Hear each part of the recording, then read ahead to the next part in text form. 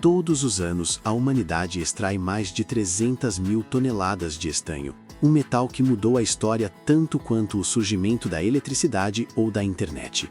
Imagine só, apenas alguns gramas desse metal dentro do seu telefone mantém juntos milhares de contatos microscópicos. E agora, imagine que sem o estanho, a idade do bronze nunca teria existido. Mas há um segredo que a indústria esconde cuidadosamente. Assista até o final. Você vai descobrir um fato sobre o estanho que vai virar sua percepção sobre a eletrônica moderna de cabeça para baixo.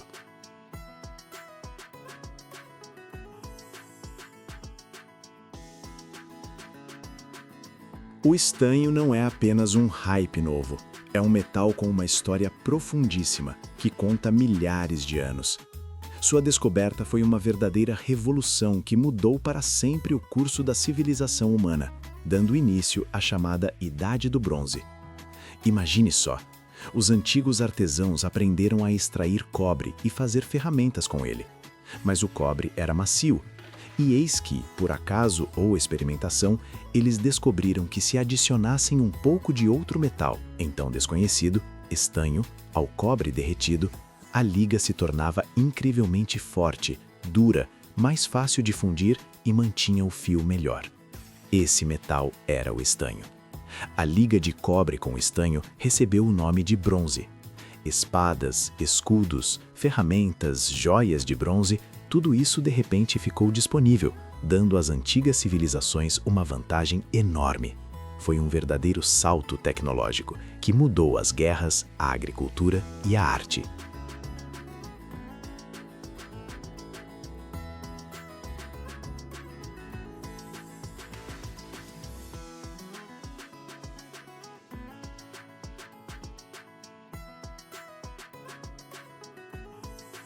O estanho tornou-se tão valioso que houve uma verdadeira luta por seus depósitos, e as rotas comerciais para as minas de estanho, por exemplo, na Grã-Bretanha, na Cornualha, eram extremamente importantes.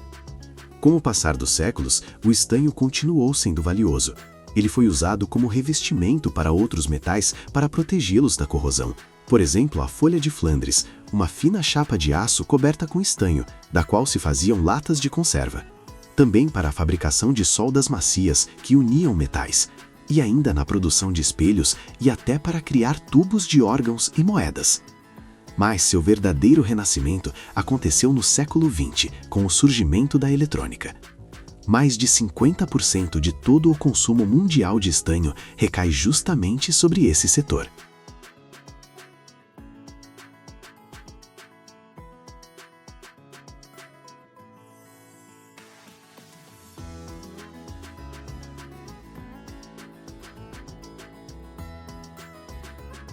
Soldas. Esse é o seu papel principal. Seu computador, smartphone, TV, dentre deles milhares de componentes elétricos estão conectados entre si.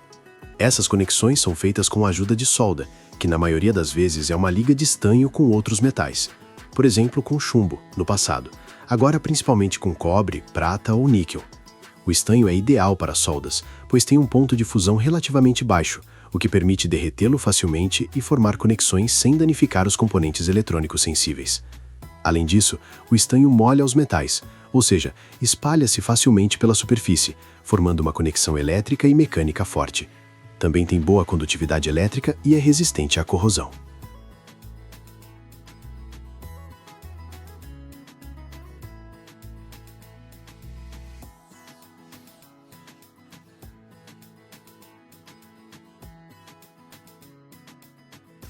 A eletrônica moderna usa as chamadas soldas sem chumbo, o que é um grande passo à frente para a ecologia. O estanho nessas ligas é o componente principal. Sem conexões soldadas confiáveis, toda a arquitetura complexa dos microchips simplesmente se desfaria, e seu gadget se transformaria em um monte de peças inúteis. O estanho é usado para cobrir outros metais, especialmente cobre, em placas de circuito impresso.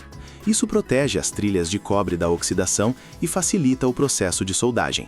Também é usado para cobrir conectores, o que melhora sua condutividade elétrica e resistência à corrosão. O estanho não é um elemento muito comum na crosta terrestre. Seu principal mineral é a cassiterita, ou seja, óxido de estanho.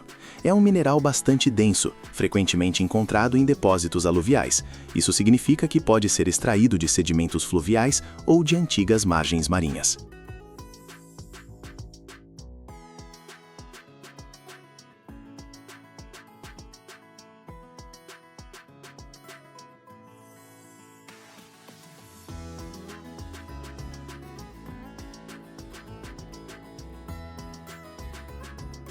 Mais de 70% da extração mundial de estanho está concentrada em 4 países do Sudeste Asiático e da América do Sul: China, Indonésia, Mianmar e Peru.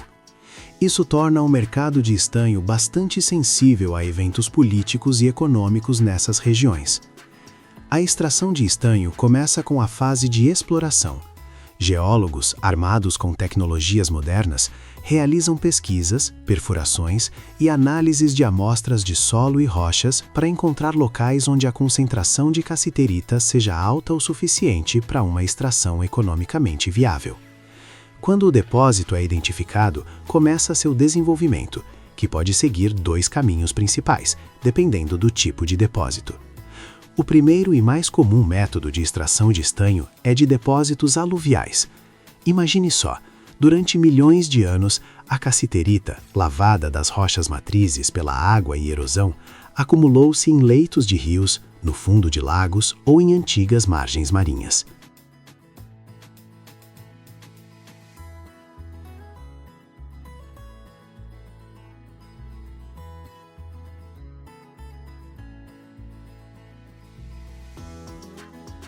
Ela se depositava como areia na forma de aluviões. A extração desses depósitos costuma ser menos complexa do que de minas subterrâneas. Aqui usam-se dragas enormes, fábricas flutuantes que retiram toneladas de solo e cascalho do fundo dos corpos d'água. Ou aplicam-se monitores hidráulicos, jatos potentes de água sob alta pressão que lavam o solo das margens dos rios ou encostas de colinas que contêm cassiterita. A massa lavada de rocha vai então para o enriquecimento primário, onde, por meio de métodos gravitacionais, usando a diferença de densidade, a cassiterita é separada da rocha estéril mais leve. Parece com a lavagem de ouro industrial, só que em escalas gigantescas. O segundo método é a extração de depósitos primários, onde a cassiterita está diretamente nas rochas duras. Aqui funcionam minas subterrâneas tradicionais, como para a extração de outros metais.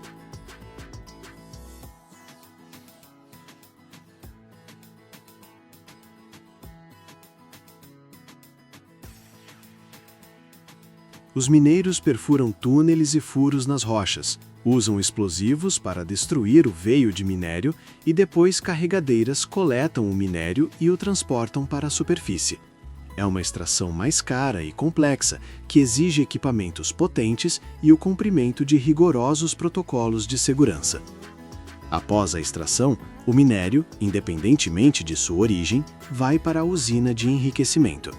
Aqui ele é primeiro triturado e moído até virar um pó muito fino em moinhos, para liberar os cristais de cassiterita da rocha circundante. Depois, aplicam-se diferentes métodos de enriquecimento. O primeiro método é a separação gravitacional. Como a cassiterita é um mineral bastante denso, ela é separada dos minerais mais leves com a ajuda da água. Isso pode acontecer em máquinas de gigagem, mesas de concentração ou separadores espirais.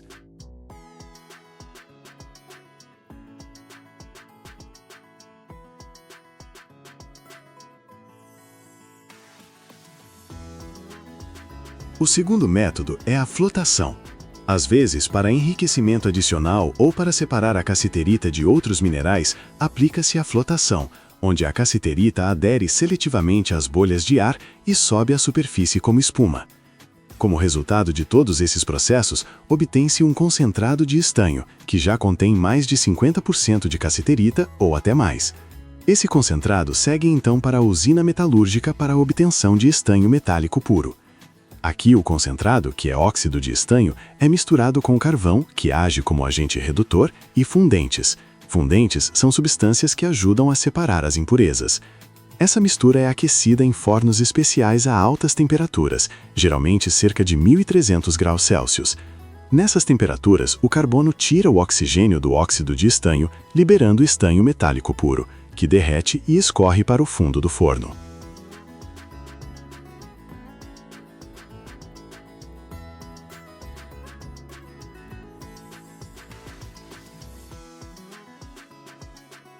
O estanho bruto derretido obtido ainda contém impurezas de outros metais. Por isso, ele passa por mais uma etapa muito importante, o refino. Pode ser purificação térmica, quando o estanho é aquecido a certas temperaturas para que outros metais se separem ou flutuem na superfície, ou, mais frequentemente, refino eletrolítico, que permite atingir uma pureza muito alta do estanho. A alta pureza é quase 100% neste caso, imaginem só. Isso é criticamente importante, especialmente para a indústria eletrônica, onde até as menores impurezas podem afetar a condutividade elétrica e a confiabilidade dos componentes.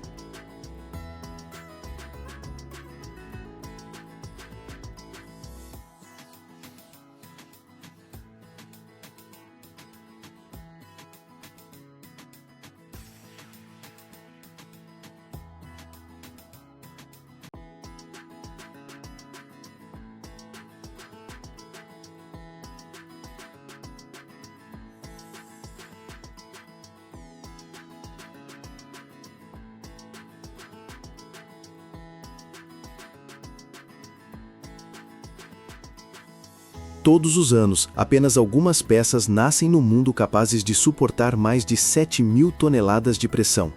Mas uma delas estabeleceu um recorde que parecia impossível até para engenheiros. Imagine um anel com diâmetro maior que o dobro de um gol de futebol, um pedaço sólido de aço sem uma única costura. Como isso é possível? E por que a segurança de milhões de pessoas depende dessa peça? Assista até o final. Lá se revela o mistério que a indústria de forjamento pesado escondeu por anos.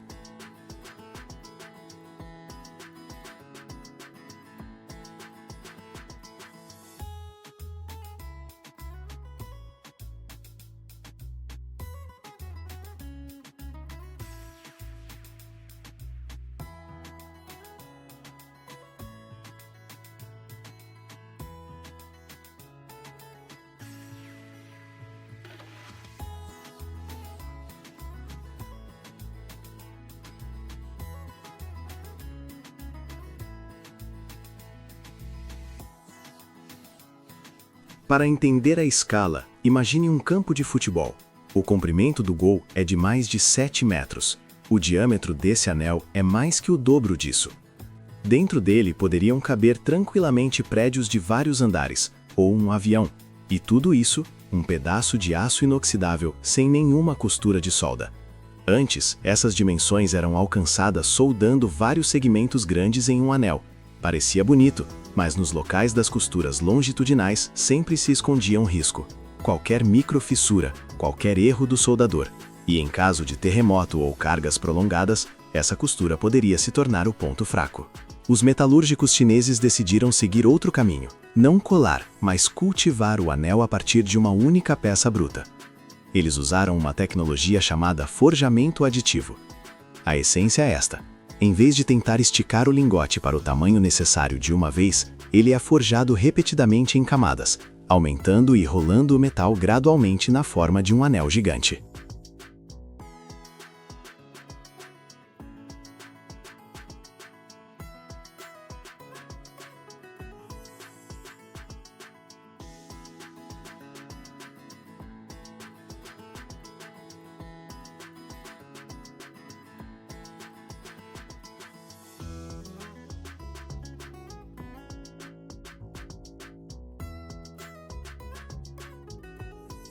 Grosso modo, é como esticar a massa e enrolá-la várias vezes para que fique ao mesmo tempo grossa, uniforme e sem vazios.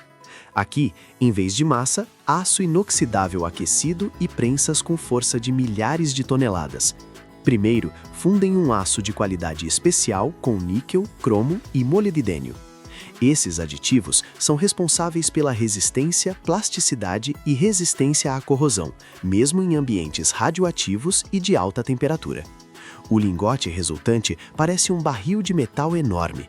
Ele é aquecido em fornos onde a temperatura é várias vezes maior que a de um forno de cozinha e transferido para as prensas.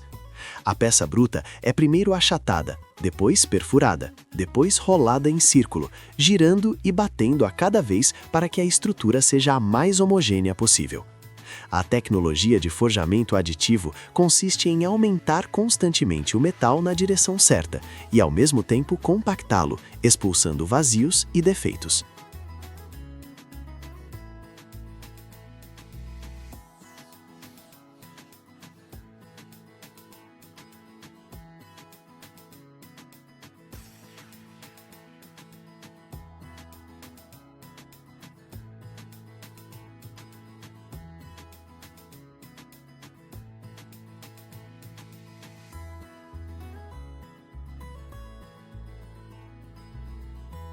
A cada passagem das prensas, o anel fica maior em diâmetro, mas suas paredes mantêm a espessura necessária e a estrutura granular do aço se alinha. Os engenheiros controlam constantemente a temperatura, a compressão e a velocidade de deformação. Se o metal esfriar demais, ficará quebradiço e poderá rachar. Se superaquecer, a estrutura derreterá e o aço perderá resistência. Por isso, toda a operação é conduzida como uma receita complexa, passos claros, tempos de espera, controle em cada etapa. No final, temos um anel sólido, sem uma única costura. Isso é crítico para um reator nuclear. O flange de suporte funciona como um cinto que mantém juntas as paredes do vaso e todo o recheio interno, o núcleo, trocadores de calor, estruturas internas. Ele é pressionado não apenas por um peso de 7.000 toneladas, mas também por deformações térmicas, vibrações e possíveis choques sísmicos.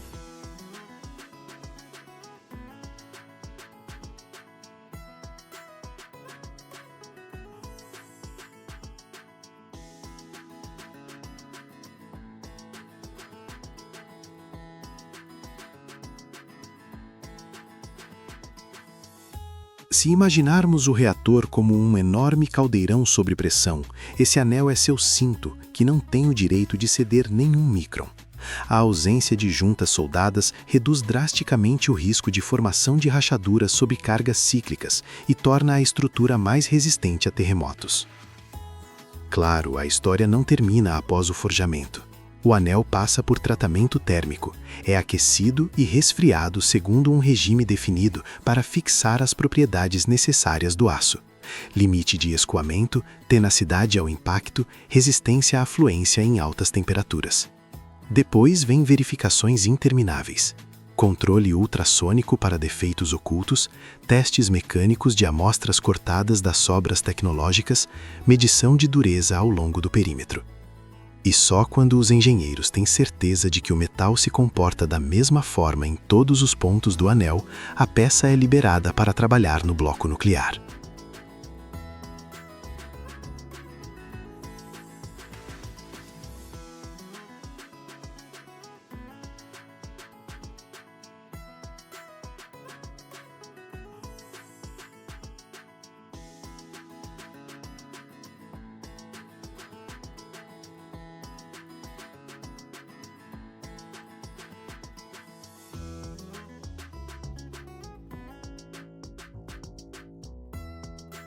O mais interessante é que o avanço com esse anel recordista não ficou no clube fechado dos nucleares. A mesma ideia de forjamento sólido de aros gigantes começou a passar para outras indústrias. Hidroturbinas de grandes usinas hidrelétricas têm enormes elementos anelares que seguram as rodas de trabalho e os aparelhos de guia. Torres de turbinas eólicas precisam de flanges potentes que transmitem a carga das pás através da gôndola para a coluna de aço. Quanto menos costuras nesses nós, melhor eles suportam vibrações e regimes complexos de trabalho. A tecnologia de forjamento aditivo permite fazer anéis sólidos de grande diâmetro para eles, que duram mais e são mais confiáveis. As prensas de forjamento livre mais potentes do mundo, em particular na empresa chinesa China Airzone, atingem 80.000 toneladas de força e permitem deformar lingotes com massa de algumas dezenas a mais de 250 toneladas, o que abre a possibilidade de forjar anéis dessa escala.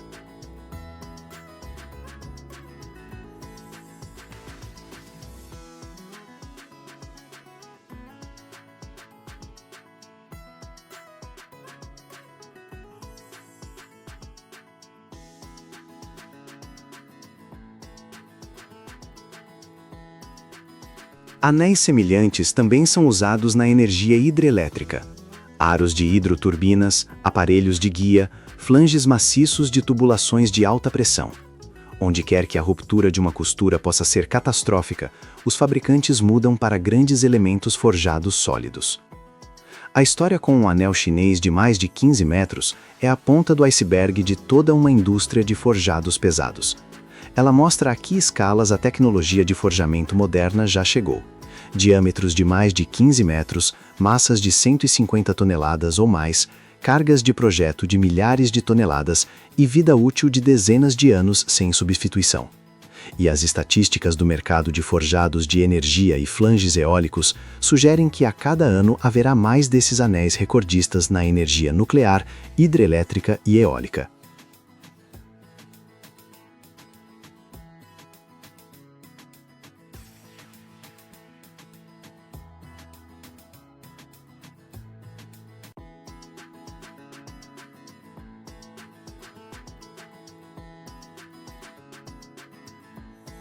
Imagine que um pedaço de metal enferrujado comum possa guardar um segredo que vira todas as regras da siderurgia de cabeça para baixo.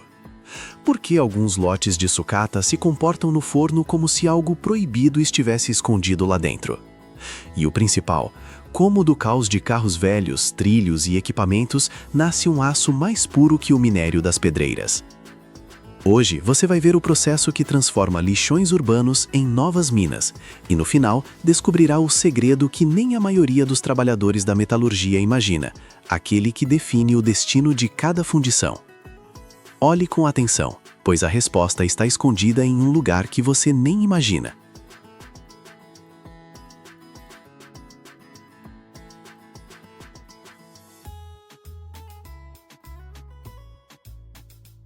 A coleta de sucata metálica é a parte invisível da indústria do aço, sem a qual os fornos elétricos a arco não funcionariam.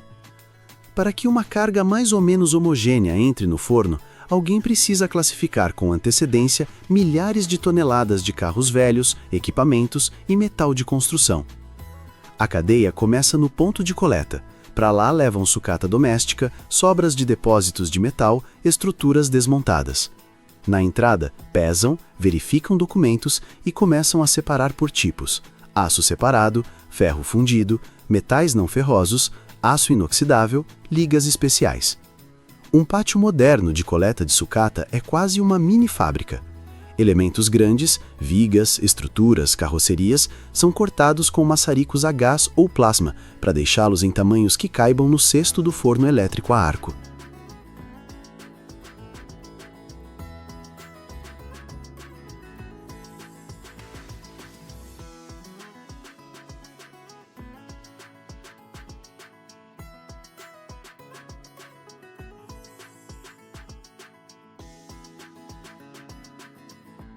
Primeiro, os carros são desarmados, retiram rodas, baterias, eletrônicos, drenam líquidos, separam metais não ferrosos e catalisadores. Só depois a carroceria é prensada em blocos densos, briquetados. Para chapas e sucata pequena, usam tesouras potentes que cortam vigas e perfis de vários centímetros de espessura de uma só vez. O momento-chave é a remoção de tudo o que prejudicaria a fundição. Tintas com alto teor de aditivos nocivos, grandes pedaços de concreto, madeira, plástico, borracha. É impossível limpar a sucata totalmente, mas quanto maior o nível de preparação, menos problemas no forno, menos escória, explosões por umidade, fumaça e gases nocivos. Por isso, os fluxos de melhor qualidade são as aparas industriais de laminação ou construção de máquinas. Lá há poucas impurezas, os tamanhos são previsíveis e a composição química do aço é conhecida. A sucata doméstica, da rua, exige muito mais processamento manual e mecanizado.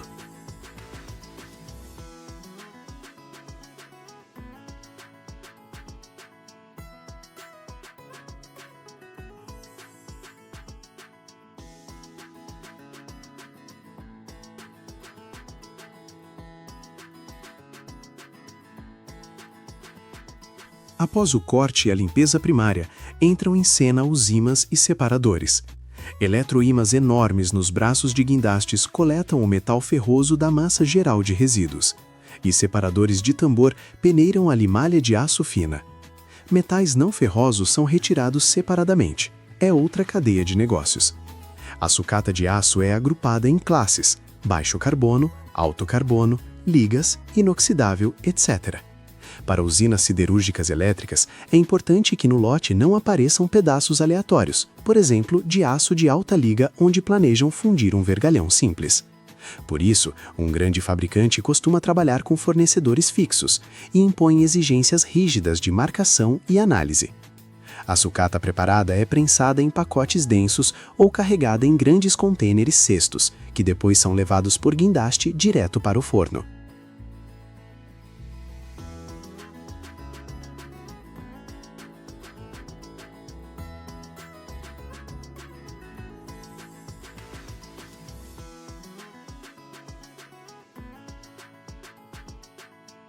A prensagem é necessária não apenas para economizar espaço no transporte. O metal compacto aquece melhor e assenta de forma previsível na fundição. Coisas miúdas como limalha ou chapa fina podem ser briquetadas ou adicionadas em partes ao banho já derretido para evitar oxidação excessiva e respingos. No final da cadeia de coleta de sucata, há um produto claramente classificado. Cada lote tem massa, composição química aproximada, fração e grau de contaminação. Esses lotes são distribuídos entre as oficinas de aciaria elétrica, dependendo de qual aço planejam fundir.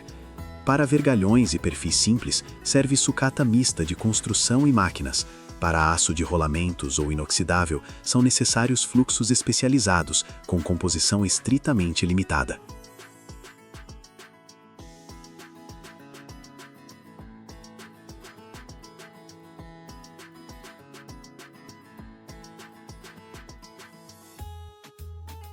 No final, a coleta de sucata se transforma em uma verdadeira indústria de mineração na cidade.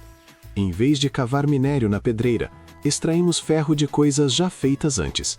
É exatamente da qualidade de trabalho nesse nível, da triagem no pátio até as prensas na grande área, que depende a estabilidade da fundição a arco elétrico e se a indústria do aço conseguirá avançar para um ciclo mais fechado e eficiente em recursos.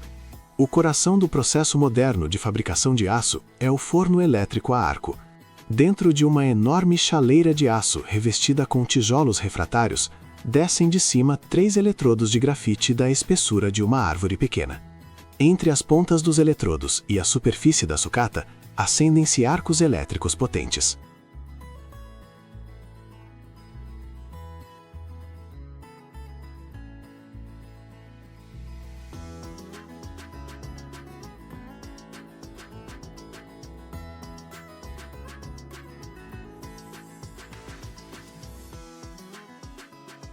A temperatura na zona do arco pode passar de 3.500 graus Celsius, por isso a sucata de aço derrete muito rápido.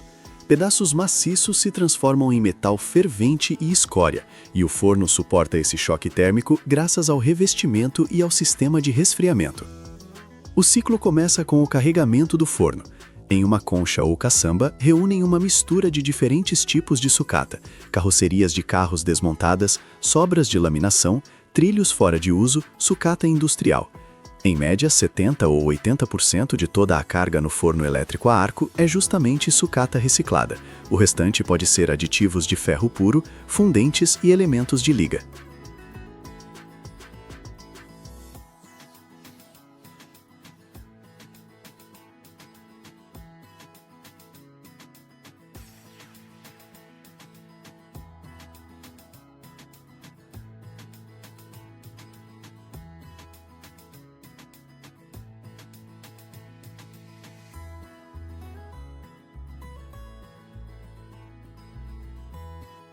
Essa proporção torna o caminho do arco elétrico muito mais ecológico que o alto forno. Precisa-se de menos minério de ferro e coque, as emissões totais de carbono por tonelada de aço são menores e um volume enorme de lixo metálico volta a circular em vez de enferrujar em lixões. Após o carregamento, a tampa do forno desce, os eletrodos passam pelos orifícios e chegam ao topo da carga. Quando a corrente é ligada, entre as pontas dos eletrodos e a sucata, rompe-se um arco, brilhante como solda, só que em escala gigantesca. Esse arco funciona como uma fonte de calor potente. A energia vai direto para o metal, e não através da chama de combustível. Em alguns minutos, a sucata de aço começa a amolecer, depois derreter e assentar no fundo.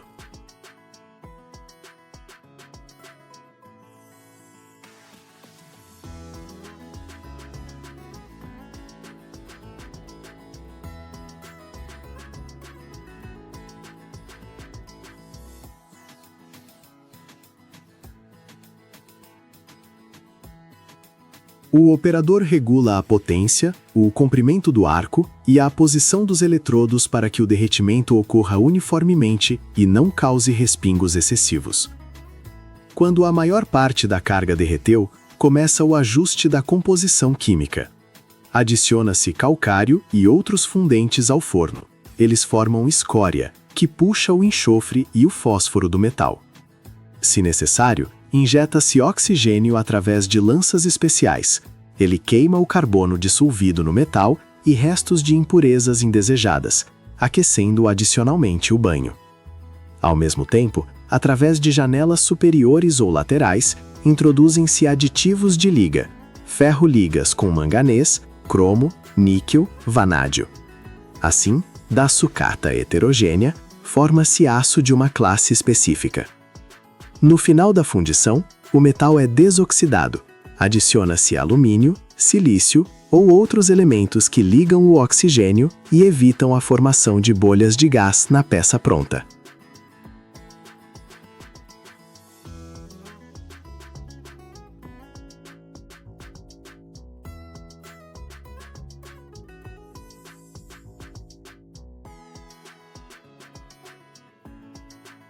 Um forno elétrico a arco moderno com capacidade de cerca de 100 toneladas é capaz de transformar uma montanha de carrocerias velhas em uma concha nivelada de aço líquido em algumas horas. Um ciclo de fundição muitas vezes leva de 40 a 60 minutos para um forno aquecido. Carregamento, derretimento, ajuste de composição, vazamento. A produtividade dessas unidades impressiona. Em um dia, uma oficina com alguns fornos pode produzir milhares de toneladas de metal. Além disso, a energia do processo está se tornando cada vez mais limpa. A parcela de eletricidade de fontes renováveis cresce, então a pegada de carbono por tonelada de aço diminui ainda mais em comparação com o esquema clássico de alto forno. Quando a análise das amostras do fundido confirma a composição e a temperatura necessárias, chega o momento do vazamento.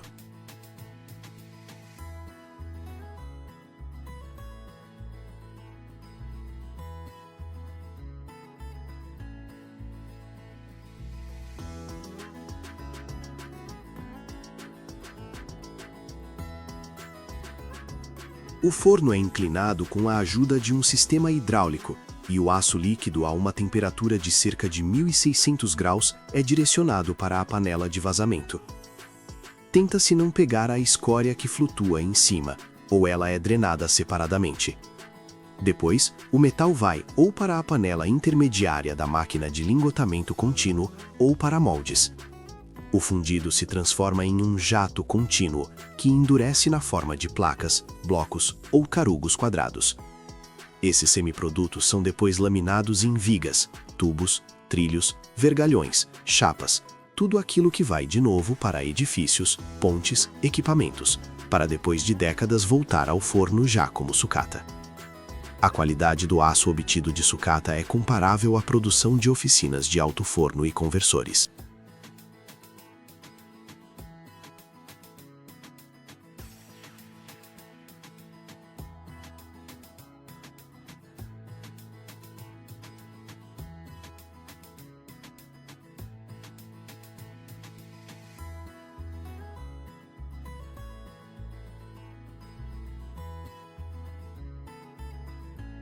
Com a carga e os regimes de refino escolhidos corretamente, o teor de impurezas nocivas é mínimo, e a parcela de ferro e elementos de liga atinge 99% e mais da composição necessária.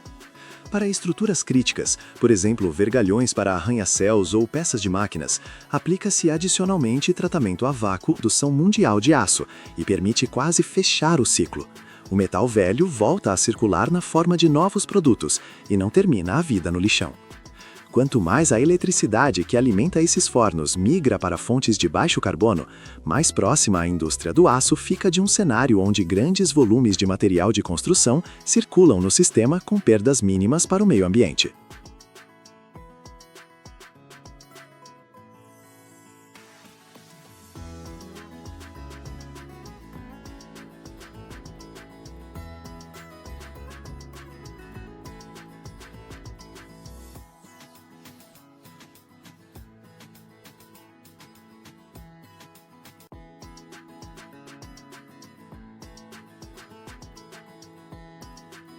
Existe um metal no qual a vida da tripulação confia todos os dias dentro de uma cápsula de aço a centenas de metros de profundidade. Imagine um tubo que não tem o direito de ter nenhuma microfissura quando uma coluna de água da altura de dezenas de andares o pressiona. Não é uma liga fantástica de filme, mas aço real, capaz de suportar uma carga de mais de 100.000 psi e ainda permanecer vivo o suficiente para não se desfazer, mas respirar elasticamente junto com o casco do submarino. Hoje você vai ver do que realmente é feito o casco resistente de um submarino. Por que o titânio acabou sendo um herói das profundezas caro demais? E como os engenheiros conseguem fazer o metal aguentar onde qualquer aço comum teria amassado como uma lata de conserva?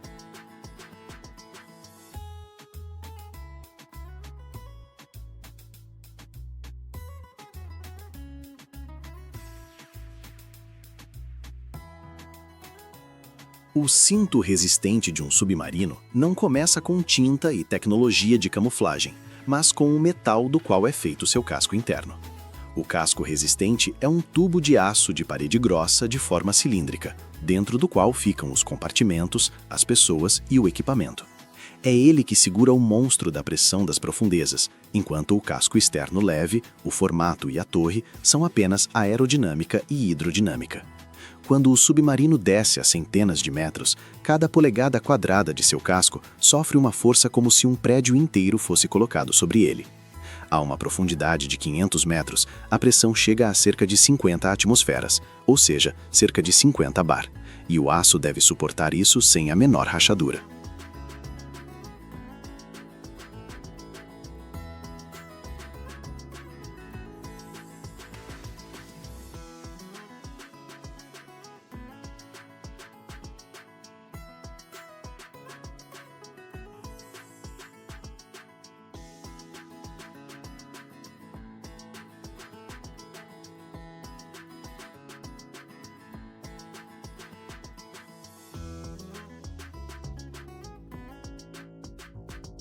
Para tornar isso possível, usam-se aços ligados especiais de alta qualidade. Um exemplo clássico é o aço americano HY80. A sigla HY significa High Yield, ou seja, alto limite de escoamento. O aço começa a se deformar irreversivelmente apenas com tensões não inferiores a 80.000 psi. Para submarinos, o HY80 permite uma profundidade operacional de mergulho de aproximadamente 550 metros. Mais tarde surgiu o aço HY100, com limite de escoamento já próximo de 100.000 psi, ou seja, cerca de 700 megapascais, o que permitiu projetar submarinos para profundidades de cerca de 690 metros. A diferença de dezenas de megapascais, na realidade, significa centenas de metros de zona de sobrevivência adicional do casco, antes que as tensões se aproximem das críticas.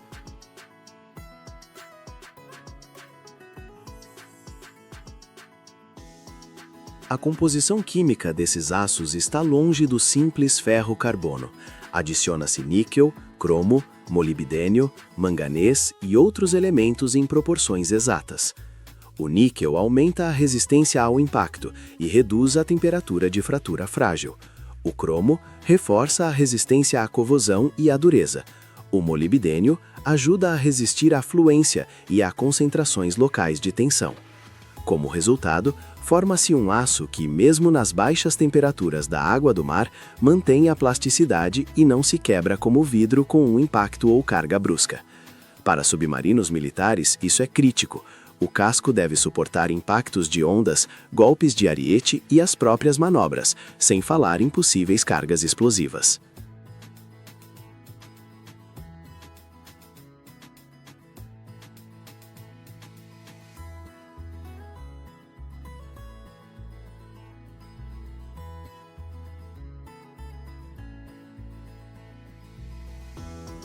A história seguinte é a história de chapas grossas e soldagem complexa.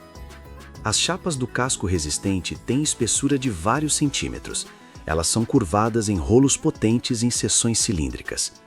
A curvatura deve ser tão precisa que, ao unir as chapas, forme-se um anel perfeitamente plano, sem tensões internas e ovalização. Várias dessas seções são montadas em anéis do casco, compartimentos separados, que depois são soldados entre si em círculo. Cada costura longitudinal e anelar é potencialmente o lugar mais fraco, por isso as exigências para a soldagem não são menores do que para o próprio aço. Usa-se soldagem automática a arco submerso. Controla-se rigorosamente a temperatura de pré- e pós-aquecimento para evitar a formação de zonas frágeis temperadas e rachaduras internas.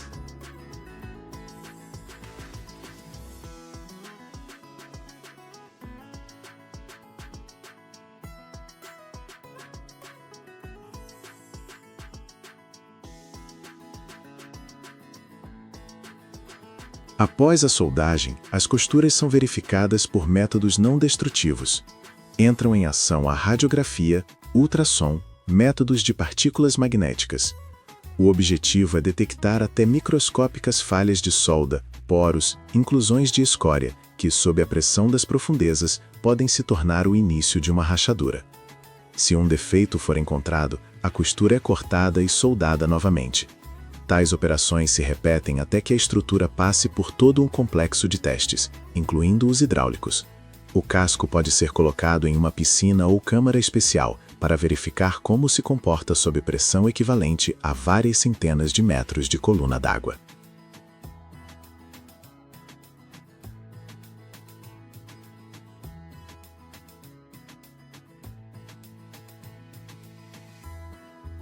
Na URS, parte dessa lógica foi levada ao extremo graças ao uso de ligas de titânio.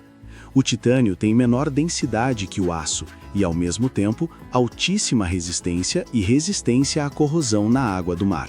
O lendário K278 com somoletes recebeu um casco resistente de titânio e conseguiu atingir a profundidade de cerca de 1.000 metros. Isso é o dobro das profundidades operacionais típicas da maioria dos submarinos de aço. Mas teve que se pagar um preço colossal pelo material e processamento. O titânio é difícil de soldar, exige um ambiente protegido, tecnologias caras e alta qualificação. Como resultado, tais experimentos permaneceram mais como uma vitrine de possibilidades do que um padrão em massa.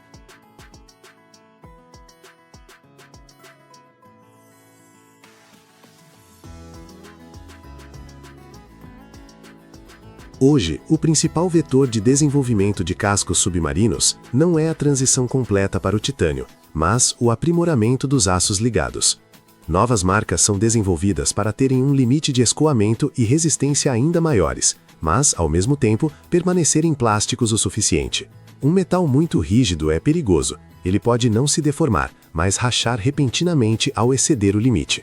A tarefa dos metalúrgicos é encontrar um equilíbrio no qual o casco primeiro brinque um pouco sob pressão, distribuindo as tensões, e só depois, muito longe dos regimes operacionais, atinja valores críticos. Para isso, ajusta-se o teor de níquel, cromo, molibdênio, adicionam-se microelementos de liga, controla-se o tamanho do grão e o tratamento térmico.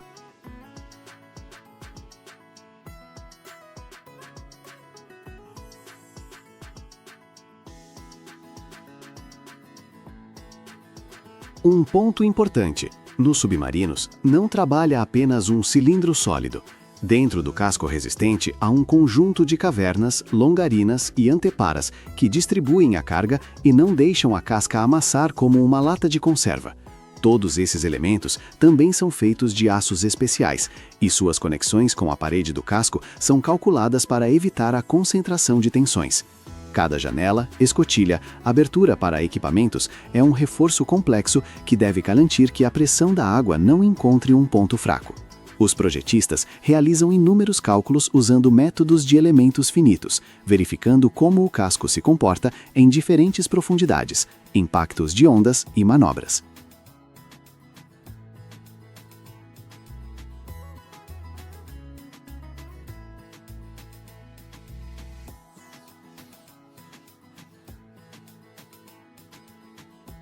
Se imaginarmos a viagem do submarino para a profundidade, no nível do metal, parece assim: a cada 10 metros de imersão, a pressão aumenta em cerca de 1 atmosfera.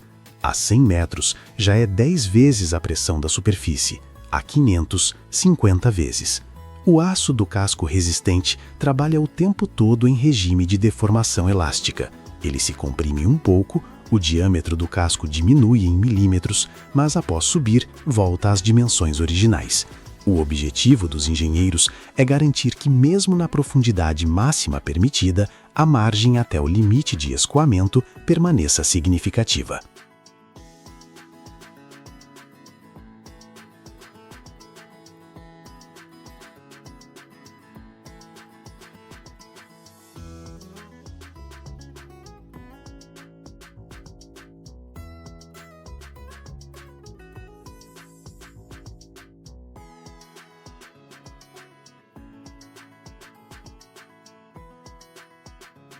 Todos os anos, o mundo queima mais de 200 milhões de toneladas de metais, mas existe um que é quase impossível de destruir. Por que um pequeno cubo do tamanho de uma caixa de fósforos puxa a mão para baixo como se fosse um pedaço de buraco negro? E como um material que derrete apenas a 3.400 graus afeta armas, eletrônicos e até a geopolítica mundial? Esta é a história do tungstênio, o metal que muda as regras do jogo. Assista até o final. Lá vou revelar um fato sobre o tungstênio que até alguns fabricantes escondem.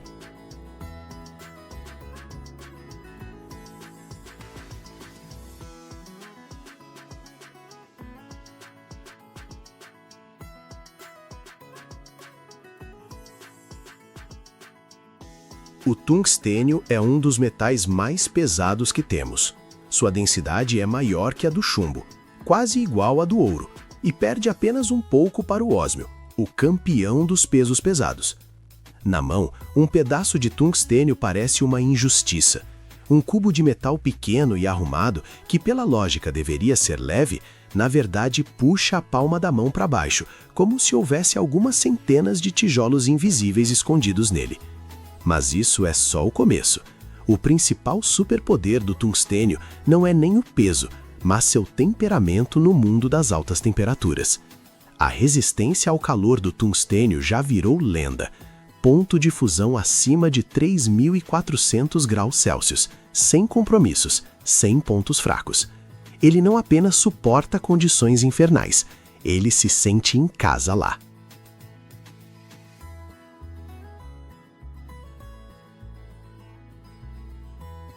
Quase todos os outros metais, no melhor dos casos, amoleceriam. No pior, simplesmente desapareceriam com o calor. Enquanto o tungstênio fica lá e olha para isso com fria indiferença. É por isso que ele é ideal para filamentos de lâmpadas. Sim, aquelas velhas e boas lâmpadas incandescentes. Porque onde mais encontrar um material que brilhe com uma luz branca intensa, mas não derreta numa pasta amarela? Sua dureza extraordinária é uma história à parte. Por si só, o tungstênio é bastante frágil, mas basta combiná-lo com carbono e nasce o carboneto de tungstênio, um dos materiais mais duros da Terra. Na escala de Mohs, ele pode competir com o corindon, e em aplicação prática está totalmente fora de competição. É o carboneto de tungstênio que está na base de brocas de perfuração, cortadores, fresas e brocas que cortam granito como se fosse torrada. E quando você vê um vídeo onde uma perfuratriz corta pedra mais rápido que uma faca de cozinha corta cenoura, saiba, é o tungstênio trabalhando lá, só que em outra forma, ultra resistente e ultra dura.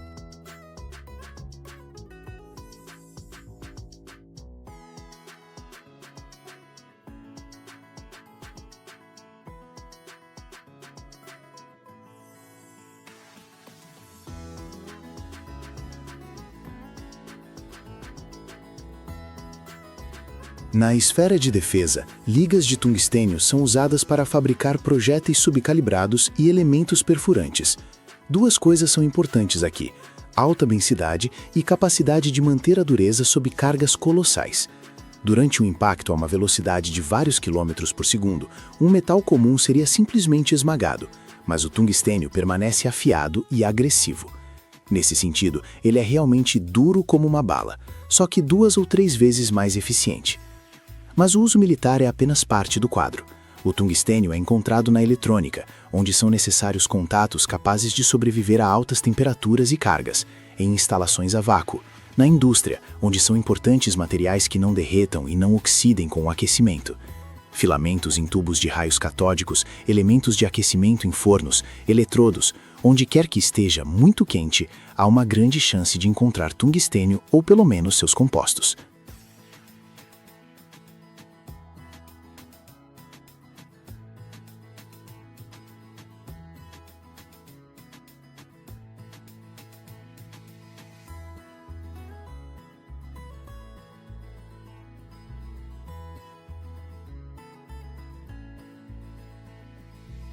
O próprio metal é raro na natureza. Ele não fica em depósitos como o ferro e não aparece em forma pura como o ouro nativo. Ele precisa ser extraído de minerais, wolframita e scheelita. O processo é complexo, com várias etapas, exige muita energia, mas é exatamente isso que explica por que o tungstênio é tão caro e por que nem todo país pode simplesmente começar a produzi-lo. Mas a demanda é tão enorme que a indústria passa paciente e persistentemente por toda essa busca tecnológica. O tungstênio é interessante também porque quase não sofre corrosão. Chuva, sal, acidez, tudo isso para ele é mais ou menos como arranhões leves para um tanque. Graças a isso, as ligas de tungstênio servem onde outros metais se destroem 3 a 6 vezes mais rápido. E se deixarmos de lado o jargão científico, surge uma história muito simples. É um metal que não tem medo de peso, pressão, temperaturas, impactos e tempo.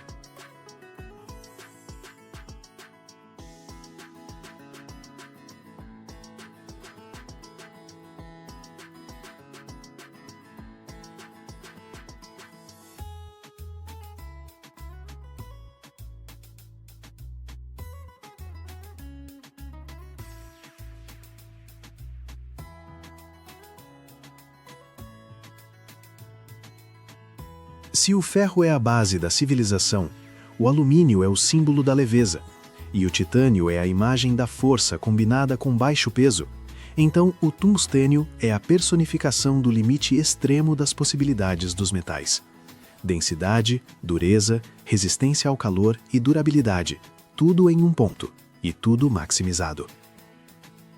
O que é interessante, as reservas de tungstênio na crosta terrestre estão distribuídas de forma bastante ampla. Em todos os continentes, exceto na Antártida, foram descobertos depósitos ou reservas promissoras. Mas barreiras geopolíticas, econômicas, ecológicas e tecnológicas levam ao fato de que apenas uma pequena parte dessas reservas realmente funciona. Mesmo após a descoberta de um depósito, o caminho para a extração total pode levar dezenas de anos. Primeiro é preciso confirmar as reservas, realizar pesquisas geológicas, avaliar o teor do minério, a estrutura do depósito. Tudo isso custa caro. Depois, desenvolver o projeto, encontrar investidores, construir infraestrutura, minas ou pedreiras, estradas, usinas de processamento.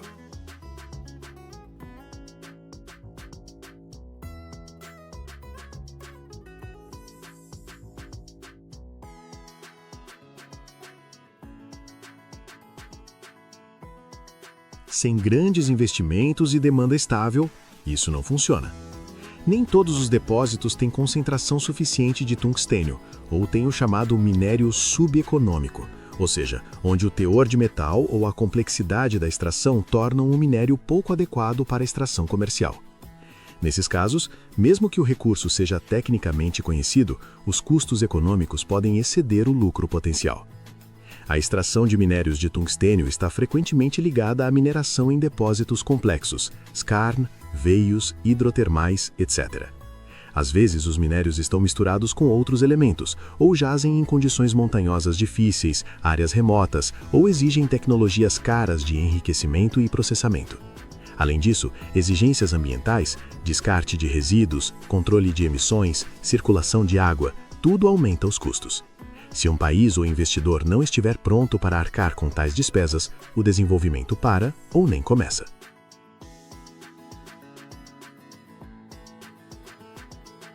Frequentemente, os depósitos estão localizados em regiões remotas ou instáveis, onde a instabilidade política, a falta de infraestrutura, a burocracia e os riscos afastam os investidores. Além disso, parte das maiores áreas de extração e processamento está concentrada em poucos países, o que lhes dá uma vantagem estratégica sobre o resto do mundo. Como resultado, mesmo que outros países tenham recursos, eles podem ser inacessíveis ou economicamente inviáveis. Também acontece frequentemente que minas antigas fechem, devido ao esgotamento do minério, mudança de preços no mercado, aumento dos custos de extração ou devido a restrições ambientais. A reativação de tais minas muitas vezes requer tempo, dinheiro e novas tecnologias. Isso significa que a situação com o tungstênio não é sobre reservas inesgotáveis, mas sobre depósitos usados seletivamente, decisões orçamentárias, viabilidade comercial e geopolítica. E por isso, o controle sobre as minas ativas, sua modernização, tecnologias de processamento e logística são frequentemente mais importantes do que a simples reserva bruta do mineral.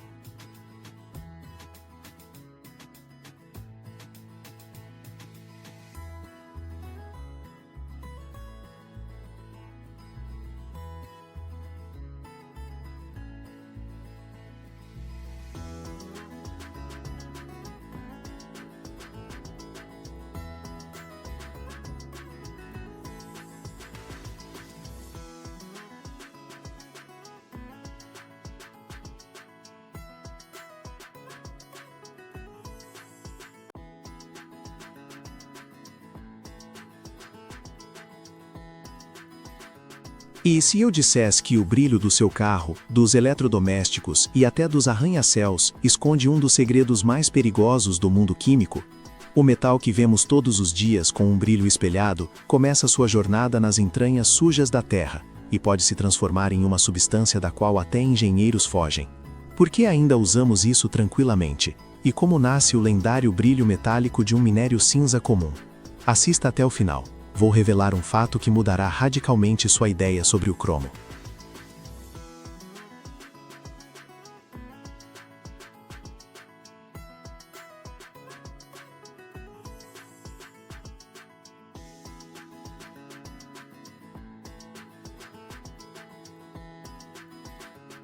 O cromo é o verdadeiro diretor de arte do mundo químico, uma celebridade metálica que adora atenção e brilho. É ele o responsável por fazer com que seus talheres não virem um pesadelo enferrujado e sua moto pareça ter acabado de sair de uma oficina do futuro. É um verdadeiro dandy metálico, mas para chegar à sua essência elegante é preciso passar por todos os círculos do inferno industrial. Seu nome, aliás, vem da palavra grega chroma, que significa cor, e ele justifica totalmente esse nome, pois seus compostos são um verdadeiro show de fogos de artifício. Do pigmento amarelo brilhante que antes pintava ônibus escolares ao verde intenso usado em tintas. Ele é literalmente o pai de todas as cores, mas prefere usar sua roupa mais moderna, branco prateada com brilho espelhado. É como uma celebridade que esconde com base e glitter o fato de que de manhã ela se parece com todos nós, cinza e infeliz, e apenas o trabalho duro da indústria química a transforma em estrela.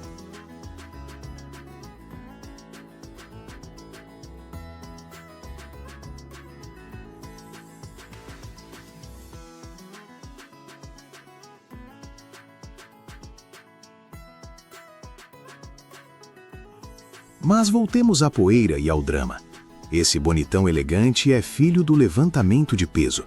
A maioria de suas reservas, um verdadeiro tesouro de minério de cromo, está escondida a fundo nas entranhas da Terra. E sabem quem é o principal fornecedor de brilho aqui? A África do Sul, senhoras e senhores. É a verdadeira meca para os apreciadores de cromo, onde máquinas gigantescas, como dragões de metal famintos, roem a rocha. A extração de cromita não é um passeio no parque. É um trabalho sujo, que consome muita energia e é muito sério. O cromo não fica na superfície. Ele exige que desçam até ele, cavem, triturem e só depois comecem a convencê-lo a dar seu brilho. O minério não se parece nada com o para-choque polido final. Ele é cinza, pedregoso e honestamente absolutamente comum. É como ver uma estrela de Hollywood sem maquiagem assim que ela sai da cama. Um pouco chocante, mas é a realidade. Após a extração, começa a parte mais interessante: a transformação do minério em ferro-cromo, uma liga de ferro e cromo. que é a principal forma de transporte do cromo para a indústria.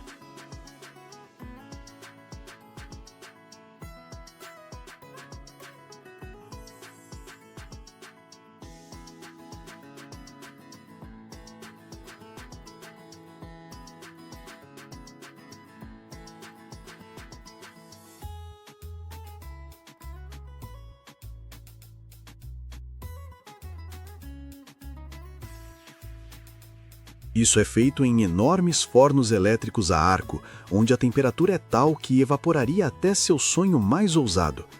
O ferro-cromo é uma espécie de semiproduto de brilho e é criticamente importante para criar o que torna nossa vida confortável e estética, o aço inoxidável.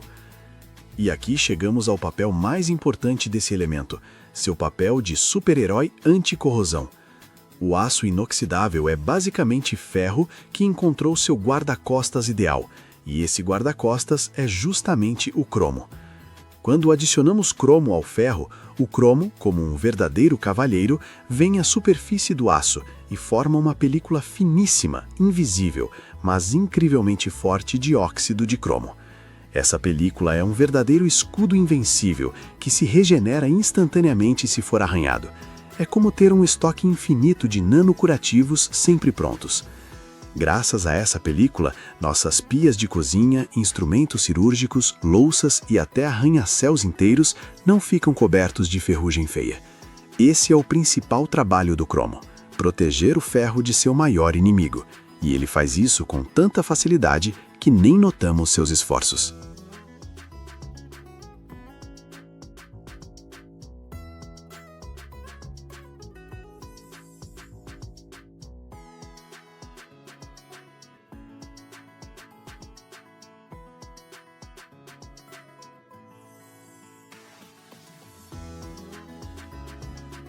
Ele é tão modesto quando protege, mas tão brilhante quando se exibe.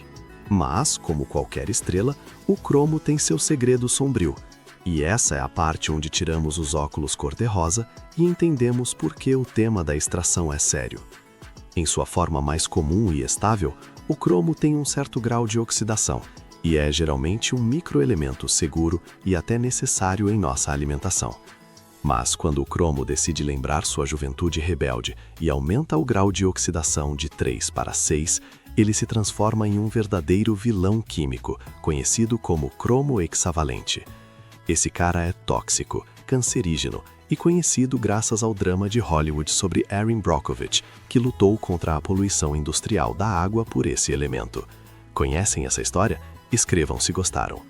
O cromo hexavalente não é apenas um incômodo, é uma ameaça real à saúde dos trabalhadores na produção e ao meio ambiente, se for descartado incorretamente.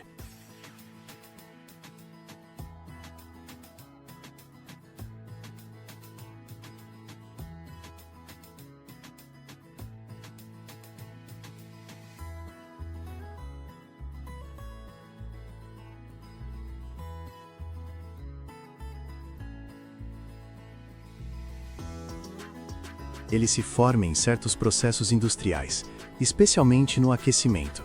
E esse é o momento em que o brilho elegante se volta para um lado muito sombrio. Por isso, engenheiros químicos e ecologistas lutam constantemente para que esse 6 rebelde fique sob controle rigoroso e seja neutralizado para o seguro 3 antes mesmo de sair da fábrica. É como manter trancado o membro mais imprevisível da família, para que ele não estrague a festa de família. Finalmente, vamos falar sobre seu papel mais brilhante, o papel de rei da galvanoplastia. A cromagem galvânica, ou como simplesmente dizemos, cromagem, é um processo que transforma metal comum em um item de luxo. Lembre-se de maçanetas, para-choques, rodas, escapamentos, torneiras de cozinha, tudo que brilha e reflete a luz com aquele brilho metálico aristocrático.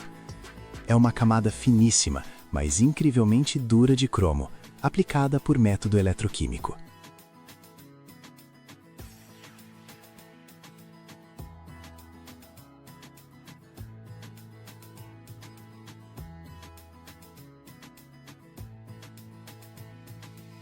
Ele não apenas dá uma aparência fantástica, mas também torna a superfície resistente a arranhões, desgaste e, claro, corrosão.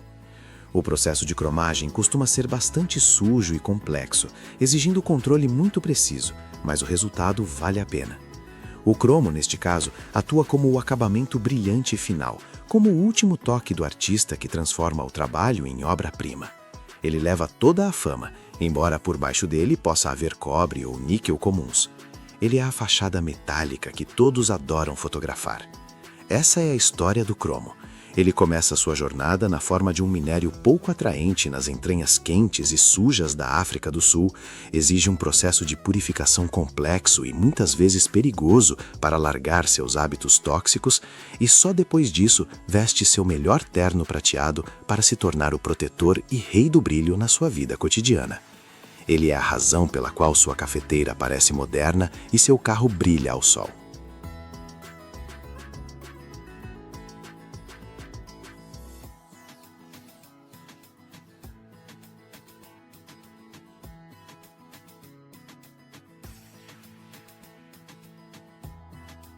É um elemento de contrastes, extração suja, final elegante, mais 6 mortal, mais 3 útil, proteção invisível e brilho ofuscante. E tudo isso para que possamos dizer, oh, olha como brilha. Então, da próxima vez que você admirar o brilho do cromo, lembre-se daquele começo distante e empoeirado nas minas, onde esse brilho nasceu.